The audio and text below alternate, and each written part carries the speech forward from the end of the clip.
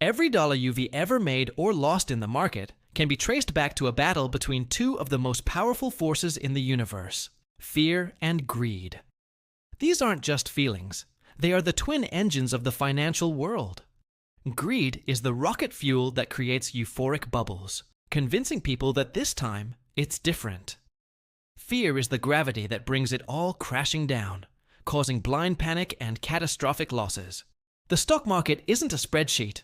It's a giant amplifier for human psychology. It takes our most basic, primal instincts and magnifies them 1,000,000 times over. Most people are puppets in this emotional theater, buying at the peak of excitement and selling at the bottom of despair. But a select few have learned the code. They understand that fear and greed aren't just risks, they are signals. Today, we are deconstructing that code. We'll expose how both fear and greed trick your brain, and at the end, I'll reveal the one mental model that legendary investors like Warren Buffett use to neutralize these emotions and turn them into a massive advantage. Greed, in a financial context, isn't just ambition. It's the irrational, intoxicating desire for wealth, fast. It's the voice that whispers, "This is the one. Get in now before it's too late." This emotion is powered by one of the most potent psychological triggers we know: FOMO, the fear of missing out. You see a stock, a cryptocurrency, or a new trend soaring in price. Your friends are talking about how much money they're making. Every headline is screaming about this new gold rush. Your rational brain might know nothing about the underlying asset, but your emotional brain feels the immense pain of being left behind. This is where the glitches kick in. Social proof tells you that if everyone is buying, it must be the right move. Overconfidence. Bias convinces you that you too are a genius who can time the market perfectly. You stop thinking like an investor and start thinking like a gambler. You chase the hot stock, you buy into the hype, you ignore the fundamentals. This is what fueled the dot-com bubble of the late 90s, where companies with no profits were valued in the billions simply because of greed and hype. It's what fueled the GameStop frenzy, where people bought a struggling company's stock at insane prices, not based on value, but on a collective wave of greed and rebellion.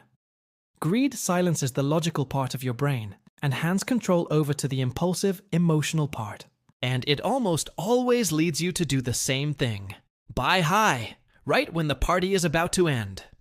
But as powerful as greed is at convincing you to make a foolish decision at the peak, its darker, more powerful twin is even more effective at making you make a catastrophic one at the bottom. Fear is a survival instinct. It's designed to make you run from a predator, not to manage a stock portfolio. But your brain can't tell the difference. When the market starts to crash, and you see the value of your life savings plummeting by 10, 20, 30%, your brain doesn't see numbers on a screen. It sees a threat. It screams, "Flee! Sell everything now before it goes to zero." This is the panic button. This reaction is supercharged by another powerful glitch: loss aversion. At the same time, confirmation bias kicks in. You start desperately searching for negative news that confirms your fear, ignoring any signs of hope. Fear is a feedback loop. The market falls, you get scared, you sell, which pushes the market down further, which makes others scared, and so on. Fear makes you do the one thing that guarantees you will lose money: sell low. Here's where it all comes together in a destructive, wealth-killing cycle. Greed and fear work together as the perfect tag team to destroy the average investor. The cycle looks like this. A market starts to rise. At first, there's optimism. Then, as prices get higher, it turns to excitement, and finally, euphoria. This is the peak of greed. FOMO is at its maximum. The public piles in, buying from the early, smart investors who are now quietly selling. This is the point of maximum financial risk. Then the bubble pops. The market turns. Anxiety sets in. It quickly turns to denial, then fear, then panic. Finally, at the very bottom comes capitulation and despair. This is the peak of fear. Everyone who bought at the top out of greed now sells in a panic to stop the pain. This is the point of maximum financial opportunity.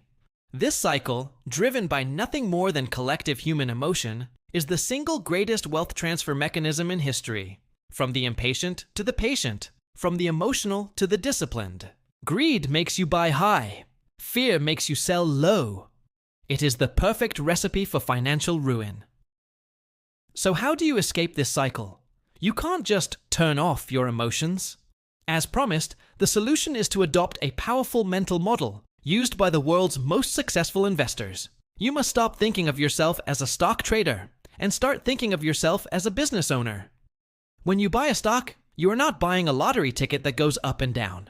You are buying a small piece of a real, operating business. This mindset changes everything. As a business owner, do you check the value of your business every 30 seconds? No. Do you sell your entire business in a panic because of a bad news headline? No. You focus on the long-term health and value of the business. This is the antidote. Have a long-term plan. Invest consistently through a method like dollar-cost averaging, which automates your buying and removes emotion. This leads to Warren Buffett's legendary advice: be fearful when others are greedy, and greedy when others are fearful. This isn't a call for market timing. It's a call to be a contrarian business owner.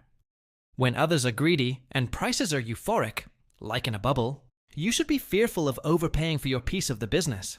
And when others are fearful and prices are crashing, you should be greedy for the opportunity to buy great businesses at a discount. You're not reacting to the emotion, you're using the emotion of others as a signal of opportunity. Fear and greed will never disappear from the market because they are part of the human code. You will feel them. The goal is not to eliminate them, but to recognize them, acknowledge them, and have a pre-written system in place to prevent them from controlling your decisions. Your financial success will not be determined by your ability to predict the future, but by your ability to manage your own psychology. By deconstructing this emotional code, you can stop being a puppet of fear and greed and start being their master. This emotional roller coaster is something every investor faces. Which of these two emotions, fear or greed, do you think has had a bigger impact on your own financial decisions? Share your experience in the comments below. Talking about it helps us all recognize these forces. And if this video helped you deconstruct the code behind the market, hit the like button to help more people build a more rational financial future. Thanks for investing your time with us today.